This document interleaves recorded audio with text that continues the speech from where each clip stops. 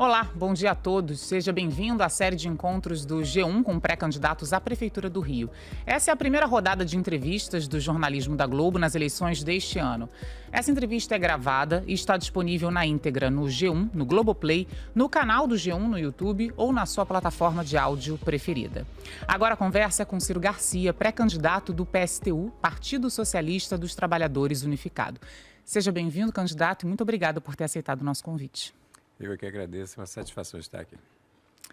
Ciro Garcia tem 69 anos e é ex-bancário, historiador e professor. É formado em Direito pela UFRJ e doutor em História pela UF. O pré-candidato à Prefeitura do Rio pelo PSTU é casado e tem um filho. Iniciou sua militância na década de 70 no movimento sindical bancário e foi um dos fundadores da CUT e do PT. Ciro também ajudou a construir o Partido Socialista dos Trabalhadores Unificado, PSTU, sigla que hoje preside no Estado. Foi deputado federal entre 1992 e 1993. Em 2022, ele foi candidato ao governo do Rio de Janeiro. Antes, Ciro já havia tentado se eleger em outras 9 oportunidades a diversos cargos, incluindo o de prefeito. Candidato, seja bem-vindo mais uma vez. A partir de agora, o nosso tempo de entrevista é de 30 minutos. Okay. Bom, e a minha primeira pergunta é justamente sobre essa trajetória, do senhor e essa tentativa de se eleger, que a gente citou aqui no perfil. Já foram várias oportunidades, ainda sem sucesso. Qual que é a principal motivação do senhor para essa campanha atual? Bom, só para complementar o perfil, eu queria acrescentar que eu fui presidente dos sindicatos bancários aqui do Rio de Janeiro e também participei da fundação da CSP com Lutas, central que estou ligado até os dias de hoje.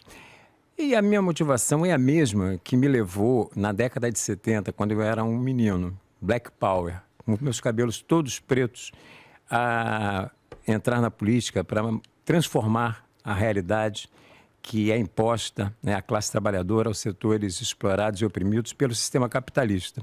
O meu sonho sempre foi, desde então, derrubar o capitalismo e construir uma sociedade onde aqueles que constroem a riqueza possam não só gerir essa riqueza, mas mais que isso, usufruir da riqueza que eles constroem. E o sistema capitalista não permite isso para ninguém. A minha motivação, quando candidato aqui a prefeito do Rio de Janeiro, é transformar o Rio de Janeiro numa cidade maravilhosa para os trabalhadores, para os explorados e para os oprimidos. E não para os ricos e poderosos, como todos os governantes anteriores fizeram. Eu quero mudar isso radicalmente e é isso que me motiva com a mesma força que eu entrei na década de 70 na política, eu estou com ela aí até hoje. Só os cabelos é que ficaram brancos. Agora, se a gente faz um recorte, se a gente olha para as eleições mais recentes, candidato, em 2020 o senhor recebeu 3.025 votos, ou seja, 0,11% do total de votos para a Prefeitura do Rio. 2022 foi a tentativa do senhor mais recente, foram 12.627 votos na corrida para o governo, 0,15%. O senhor tem alguma estratégia nova para tentar aumentar essa sua votação?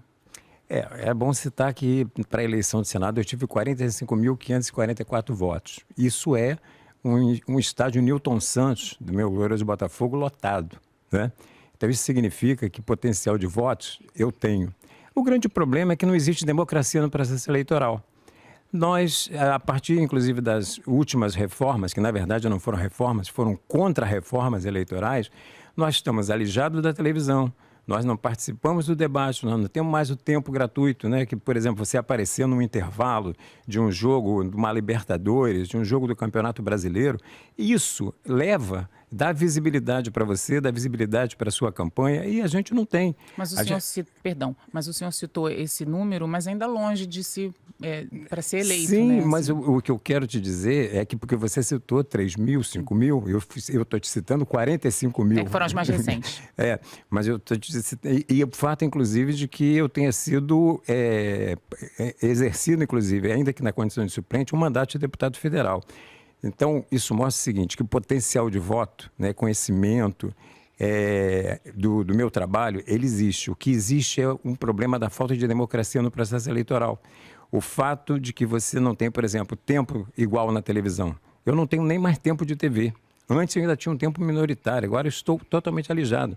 Minha campanha, esse espaço, por exemplo, é de muita importância para nós, mas a minha campanha ela vai se dar fundamentalmente nas redes sociais e em eventuais entrevistas que a TV aberta vai me fazer muito pequenas. Esse é o gancho que eu queria pegar para o senhor, até já que temos a atual realidade, o que de proposta o senhor pode fazer para tentar aumentar essa possibilidade de chegar até o seu eleitor e aumentar esses votos também? Então, nós vamos incrementar, né, essa campanha nas redes sociais, impulsionamentos, tudo que a legislação nos permitir.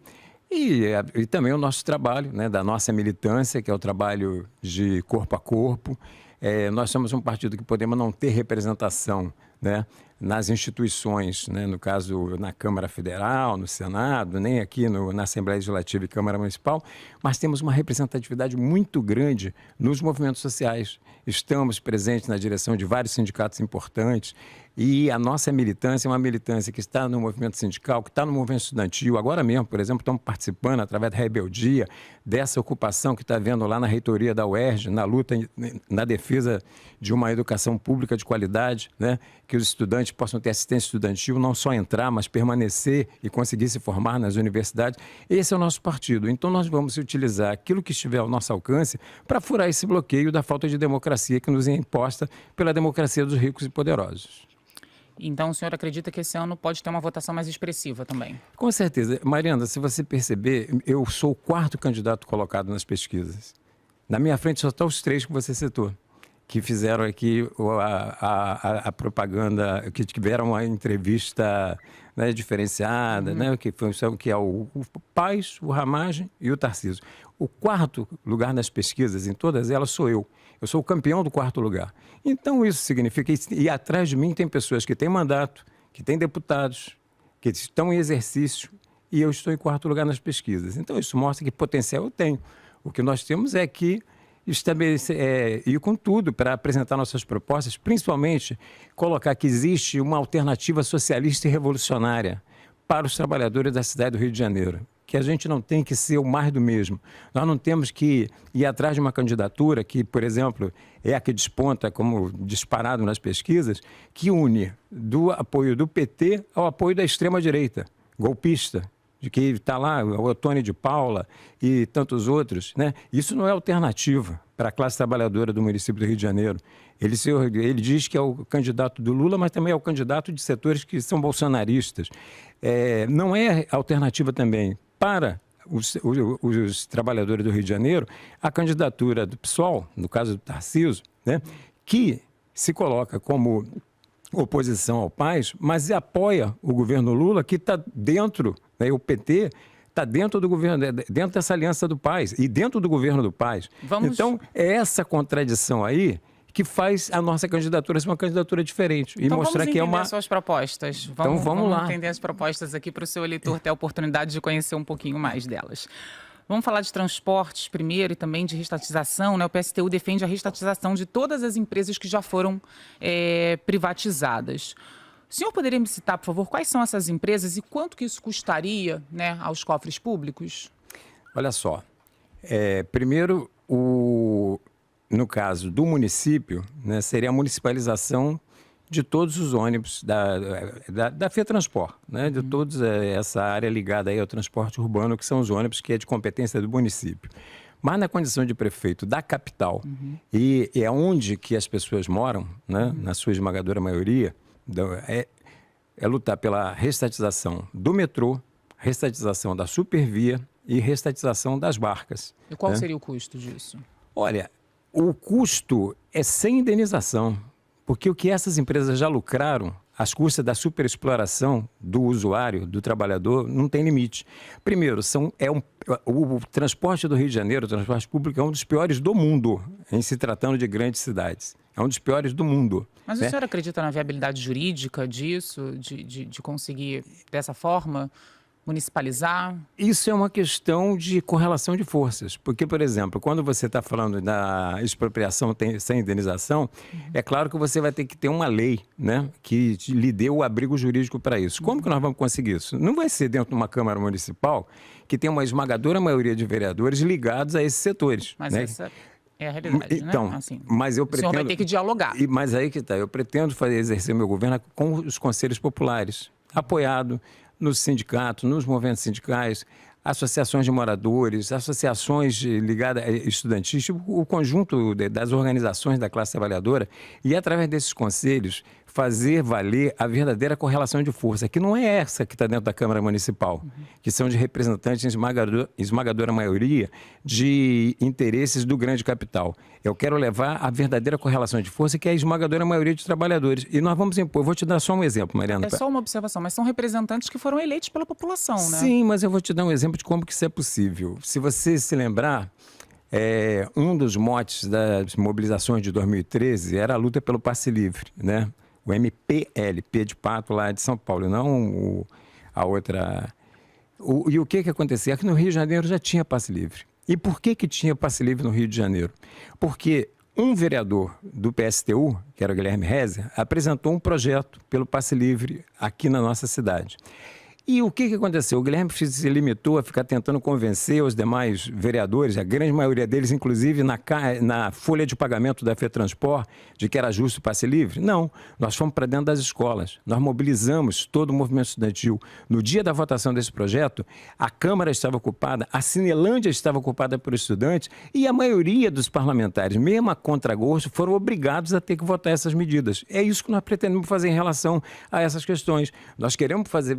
Quando eu falo fazer valer a verdadeira correlação de forças, é mobilizar a população a tal ponto para ela perceber que isso é uma questão necessária e vital para ela, que ela nos dê a sustentação necessária para impor isso, inclusive no ponto de vista jurídico. Então seria um governo baseado muito nessa pressão popular. Com certeza, total e absoluta, na mobilização e na organização popular. Porque dentro da Câmara, o que tem ali são pessoas financiadas pelo grande capital, em sua esmagadora maioria.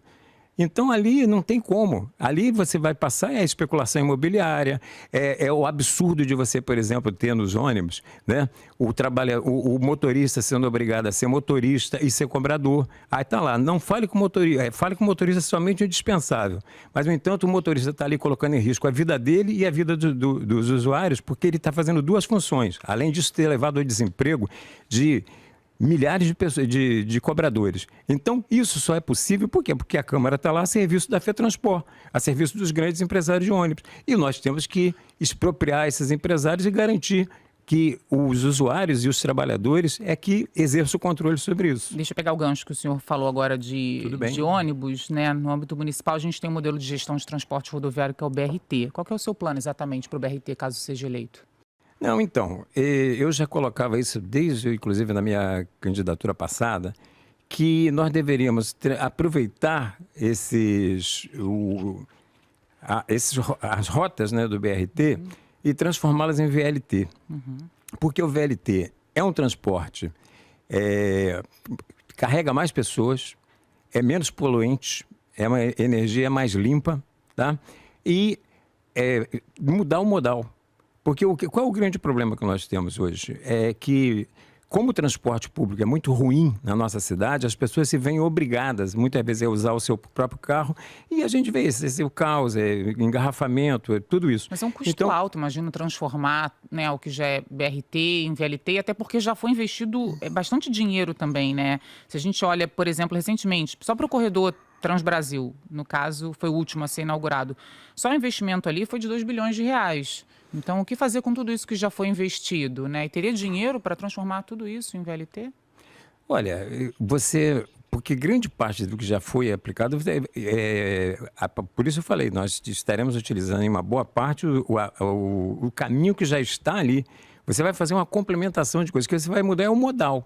Você vai ônibus já comprados? Porque foi um investimento, já foram gastos 122 milhões de reais. Nós vamos poder utilizar em outras coisas. A gente não vai estar... na cidade, uma coisa... Nós estamos falando especificamente aqui de quê? Você está falando do BRT. São determinadas rotas pré-estabelecidas na cidade. A cidade tem uma carência enorme. Mas quanto tempo isso levaria, candidato, para transformar tudo? Olha, se a gente pensar no tempo que vai levar, a gente não vai fazer absolutamente nada. Sim, as mudanças que nós queremos fazer, elas são necessárias, elas são fundamentais de serem feitas. Então, elas têm que ter um início. Mas então, no primeiro momento, o senhor iria manter? Você não pode radicalmente acabar, chegar e tirar... Você tem que ir paulatinamente fazendo a substituição. Porque tem que haver um mínimo de racionalidade e a solução de continuidade no atendimento da população. O senhor tem alguma ideia de custo, de quanto isso significaria, dessa troca de trilho, de toda essa estrutura? Olha, a partir levando em consideração o lucro, tá, do setor de transporte privado aqui na nossa cidade, no nosso estado, né, a gente teria totais condições de fazer isso. Eu não tenho como te precisar aqui exatamente o valor, mas as condições de fazer a gente tem. Tá, o Rio de Janeiro não é uma cidade pobre. O Rio de Janeiro é uma cidade que é rica até. E tem muita dívida, mas o grande problema é a aplicação, é como aplicar os recursos do Rio de Janeiro. E os recursos a gente vai ter. O problema é o problema de aplicação. Vamos passar para um próximo assunto agora também muito importante, saúde. O Rio de Janeiro tem há anos um modelo de gestão que utiliza a contratação das chamadas organizações sociais, né? As OSs. O senhor já disse que é contra essa terceirização. Qual que seria uma alternativa, né, como sua proposta, para oferecer um serviço melhor para a população? Bom, primeiro é importante deixar bem claro que as OSs nada mais são do que terceirização, que é interposição fraudulenta de mão de obra, né? E um ato de corrupção. Então o senhor acabaria com as OSs? Totalmente.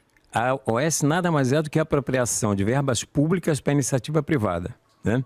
E grande parte dos escândalos de corrupção do Estado, que levou inclusive vários dos ex-governadores desse Estado para a cadeia, tem a ver com essa questão das OS, tem a ver com essa questão das terceirizações, e o próprio governador atual tem denúncias com relação a isso. Então, seria totalmente acabar com as OS, acabar com a terceirização, né? E você ter concurso público para todas as carreiras, um plano de carreiras, né? E equipar, né? Construir, por exemplo, os equipamentos de saúde onde se fizer necessário, e a partir daí, com contratação, né? Através de concurso público, mais efetivação, né? Daqueles setores que estão hoje, que fazem parte que estão terceirizados, porque esses setores não têm nada a ver com o problema que é uma questão entre os empresários e o governo, porque o governo, a prefeitura nada mais é do que uma gestora dos negócios dos grandes empresários, e a população também não pode pagar por isso, não pode pagar esse preço. Então, é a efetivação na iniciativa pública, tem uma mudança. Seria, mais uma vez, desculpa perguntar para o senhor, mas qual seria o custo disso, só para a gente entender a viabilidade, né, com o fim dessas OSs e esses novos concursos públicos que seriam feitos? Quantos que o senhor acha que que são necessários? Qual que seria o custo, a viabilidade mesmo? As OSs, para poder existir, elas são contratadas. Existe toda uma parte do orçamento, né, da prefeitura que está voltada para a saúde. Só que ao invés de estar contratando as OS, nós vamos estar contratando profissionais. Nós vamos estar fazendo concurso público e mais, estabelecendo, existe determinadas obrigatoriedades constitucionais em relação a verbas da educação e a verbas da saúde, né? No caso aqui nós estamos tratando da saúde. Então, essas verbas nunca são aplicadas. Quando muito, o piso, nós vamos ter que quebrar isso aí, nós vamos ter que ampliar essa dotação orçamentária, porque essas são questões essenciais. Mas tem também um gasto com previdência nesse caso, né? Como seria também arcar com tudo isso? Então, primeiramente é o seguinte, nós achamos que a população é que não pode ser penalizada, porque a população, ela paga os seus impostos, né? Ainda mais aqui no nosso país, não só na nossa cidade, mas no nosso país, onde é o pobre, é o trabalhador que de fato acaba arcando grande parte da arrecadação tributária dos estados. Então, essa arrecadação, nós vamos ter que dar uma outra destinação para ela. Nós temos que pegar a totalidade da arrecadação do município e destinar as verbas aonde elas são realmente necessárias. Então, nós vamos ter que fazer, por exemplo, acabando por a contratação das OSs, essa farra, porque é uma farra, né? Nós vamos poder, essa verba que está destinada hoje para contratação, nós vamos estar fazendo essa aplicação que eu estou na saúde pública. E mais que isso, só para a gente não pular desse ponto. Nós vamos ampliar também o atendimento da saúde pública através das municipalizações dos hospitais privados. É isso que eu ia perguntar para o senhor, porque em outras eleições o senhor já defendia, né, essa questão de estatizar os hospitais privados. Como seria isso exatamente? E juridicamente também falando? juridicamente nós vamos cair naquela mesma situação, né? É só para a gente entender se é viável, né? Não, então, primeiro, viável porque Como? lei, você estabelece o projeto e você aprova a partir do momento que você tem a correlação de forças para implementá-lo. Lei, qualquer uma pode ser aprovada. Mas você quais tem que hospitais privados o senhor pretenderia fazer isso? Com todos os hospitais privados? Os hospitais privados, hoje, por exemplo, tem uma disputa entre a Amil e a Reddor, que quem está pagando o pato são os usuários dos planos de saúde. Mas isso não geraria uma série de ações também contra a prefeitura? Olha só, é claro que os bilionários dessa cidade, né, que são 40, e dentre eles alguns da área da saúde, né, da família Dor e assim por diante, não vão ficar assistindo isso de braços cruzados. Pois é, o senhor também não teme uma fuga de investimentos da cidade, caso isso seja feito? Nós vamos ter que estar, como eu coloquei desde a primeira vez, apoiado na mobilização popular, como você mesmo colocou. Só que a mobilização popular não é o suficiente para conseguir também estatizar os hospitais privados, né? Como o senhor bem disse, precisaria de leis, precisaria de toda uma série de aprovações, porque senão isso poderia também criar uma grande instabilidade jurídica na prefeitura, na cidade, né? E eu já falei que o caminho, né, para segurança jurídica é o caminho da mobilização. Ou seja, é impor a verdadeira correlação de forças que existe. Qual é a correlação de forças que existe na sociedade? A esmagadora maioria é a classe trabalhadora. E uma ínfima minoria são os grandes empresários. Nós temos que fazer com que essa esmagadora maioria possa, de fato, gerir a riqueza que ela produz. Na área da saúde é a mesma coisa. Esses hospitais privados, né, os hospitais de plano de saúde, hospitais privados, a nossa proposta é que eles sejam... E nós não estamos falando nenhum absurdo. Por exemplo, durante a pandemia, nós tivemos o caso, pegar o exemplo da Espanha. Na Espanha, os hospitais privados foram estatizados durante o período da pandemia, para poder viabilizar a... Então, nós não estamos inventando a roda aqui.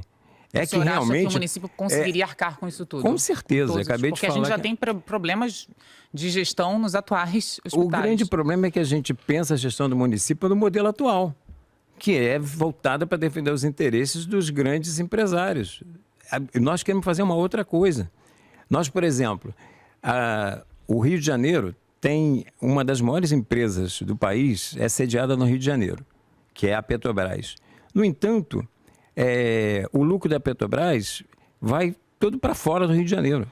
A distribuição de dividendos da Petrobras é enorme, inclusive para investidores que estão fora do país, né? na Bolsa de Nova York.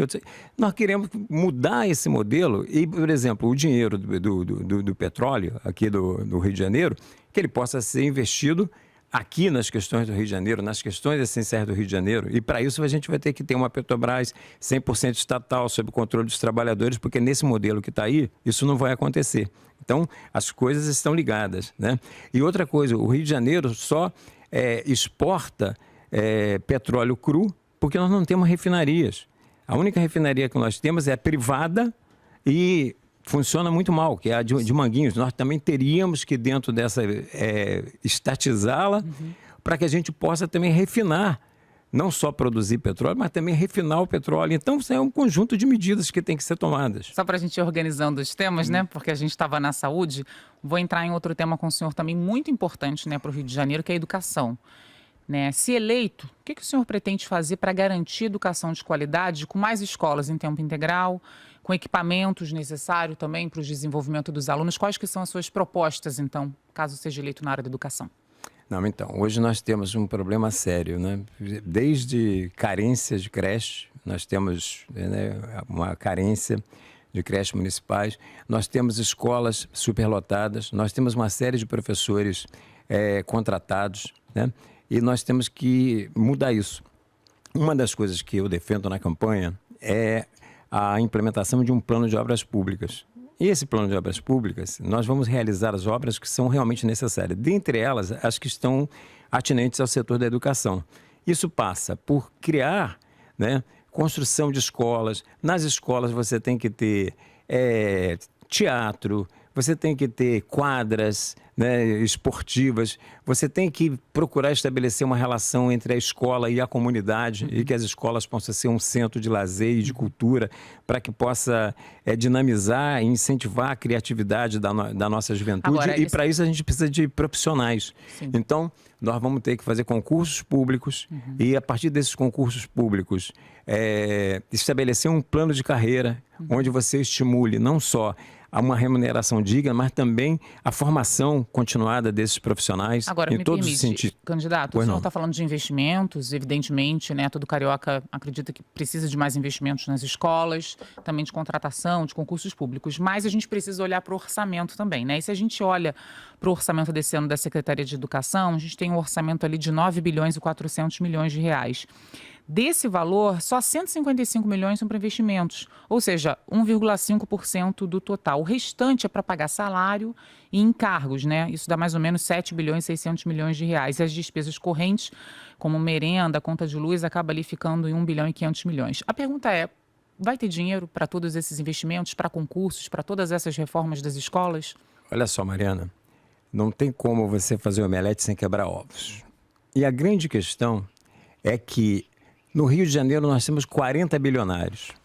Um deles é da área da educação privada, que é o senhor Jorge Paulo Lemann, envolvido aí nas negociatas da corrupção, no caso das lojas americanas, mas que é um dos grandes empresários do ensino privado aqui da nossa cidade. Nós temos que expropriar o senhor Jorge Paulo Lemann.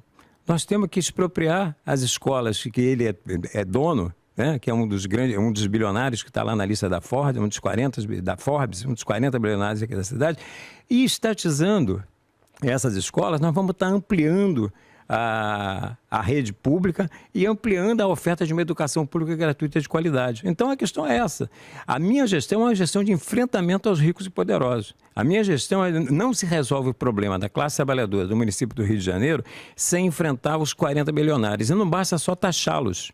Nós temos que taxá-los, mas nós temos que ir além.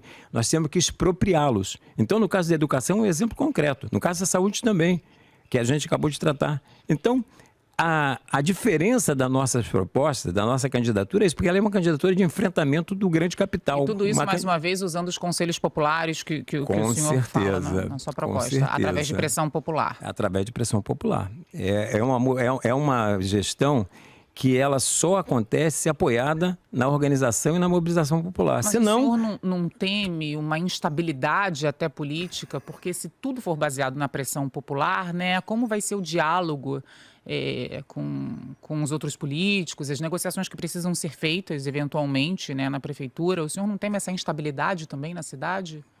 Olha, a instabilidade ela já existe. O problema é que só quem arca com o ônus da instabilidade é o pobre. É o pobre que mora mal, que tem um transporte público caótico, que tem uma saúde pública caótica, que tem uma educação pública deficitária. Então, a instabilidade já existe. Eu quero mudar o lado da instabilidade, eu quero mudar o CEP, né? Eu quero que, para baixo, haja tranquilidade e a instabilidade vá para o andar de cima. E por isso a política é uma política de enfrentamento o tempo todo com o andar de cima. Deixa eu tentar falar de mais um assunto com o senhor, porque o nosso tempo está correndo, né? Segurança pública. De que forma o senhor acredita que a prefeitura deve atuar na segurança pública, que a gente sabe que é um dos principais problemas hoje no Rio de Janeiro? Bom, primeiramente, ela não pode ser espectadora, como tem sido o Eduardo Paes. Se é verdade que, do ponto de vista constitucional, a questão da segurança é de responsabilidade majoritariamente do Estado, mas isso acontece na cidade e o prefeito da cidade não pode se omitir. Então, uma das primeiras coisas que eu vou fazer como prefeito é lutar pelo fim das operações policiais nas favelas. Como é que seria esse trabalho, de prender criminosos? Enfim. Bom, primeiro, lutar pelo fim das operações policiais na favela, porque cada dia de operação policial numa favela são dias de letivos que as crianças da classe trabalhadora ficam sem aulas. E depois vem a extrema-direita e os setores do empresariado falar em meritocracia, como que pode o filho da classe trabalhadora que fica sem aulas dias e dias por conta de operações policiais competir com os filhos daqueles que estudam no Santos Milagrosos, no Santo Inácio, no São Vicente, no Santo isso, no Santo aquilo? Assim, na verdade, a guarda trabalho da municipal, polícia, né, que a gente pode falar sob responsabilidade ali da prefeitura. Não, mas aí o prefeito, primeiro, vamos lutar, você está falando da prefeitura do Rio de Janeiro. Né? E a guarda municipal é o que o senhor... Primeiro nós vamos lutar pelo fim das operações policiais e vamos, desde a prefeitura, fazer uma campanha pela desmilitarização da polícia militar. Né? Queremos uma polícia única, uma única polícia desmilitarizada, que tem uma parte fardada para fazer ostentamento, policiamento ostensivo, mas uma parte voltada para a inteligência. Mas o que fica a responsabilidade ali da prefeitura é a guarda municipal, né? Essa outra questão a prefeitura já não teria como... Mas a prefeitura tem como, até pelo fato de você ser o prefeito da principal cidade, você ser um ponto de apoio para essas campanhas, para lutar por esses objetivos. É isso que eu pretendo fazer. Só para concluindo, a gente só tem mais um minutinho de entrevista, só para o senhor se organizar. Não, então... junto com isso, eu vou lutar pela descriminalização das drogas, porque droga é uma questão de saúde pública e não de segurança pública, né? E, no caso da Guarda Municipal, defender o próprio municipal, ou seja, fazer a segurança das escolas, segurança dos estabelecimentos de saúde, dos logradouros públicos, né? Praças, parques, além de iluminação, coisas que são de âmbito da prefeitura. Mas nós temos que entrar nessas campanhas, porque hoje a política de segurança, que não é só aqui no Rio de Janeiro, não é só do Cláudio Castro, é no país inteiro, é uma política de criminalização da pobreza, que promove um verdadeiro genocídio. A juventude negra das favelas e periferias, envolvidas ou não com o tráfico. Toda hora nós estamos vendo crianças sendo assassinadas, adolescentes sendo assassinados, trabalhadores sendo assassinados, né? E por isso nós temos que ter propostas, porque isso acontece na cidade e o prefeito tem que se envolver com essas questões. Me perdoa, o nosso tempo acabou. Agradeço muito a sua participação aqui com a gente. Eu que agradeço ter a oportunidade de poder apresentar para os trabalhadores e trabalhadoras do Rio de Janeiro e para os setores oprimidos uma proposta de fato alternativa a tudo isso que está aí. Obrigada. Bom, a íntegra dessas entrevistas com os candidatos ficará disponível no G1, no Globoplay ou na sua plataforma de áudio preferida. Vamos aos créditos. A coordenação executiva da série é de José Rafael Berredo. A produção é de André Coelho, Cláudia Loureiro, Marco Antônio Martins e Raoni Alves. A finalização é de Viviane Mateus. Na coordenação de vídeo, Tatiana Caldas e na direção de imagem, Gustavo Vanderlei e Maria Oliveira. A editora-chefe do G1 é a Cláudia Kreuter e o diretor Renato Franzini. Márcio Sternick é o diretor de jornalismo do Rio, na direção de jornalismo da Globo, Miguel Ataíde. Diretor responsável, Ricardo Vilela. Eu sou Mariana Queiroz e fico por aqui. Até a próxima.